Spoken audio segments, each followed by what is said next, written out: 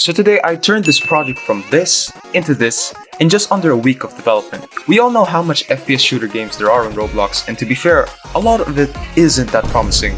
I was sitting around talking to my bro and I was like, yo, FPS games right now are so mid. And he was like, yeah, for real. So I booted up my Roblox studio after a whole 2 years of not developing and opened an FPS project I created a while back. It's not bad, but it's not good either. So I relearned scripting and a little bit of help. And after a few days, I was able to cook something sort of doable. The ultimate goal of this was to just achieve peak movement and animation transitions, because I really hated how running transitions work on other games. So boom, I was able to make it work. But right now, yeah, I added the movements, but what is an FPS game really about if you can't even defend yourself?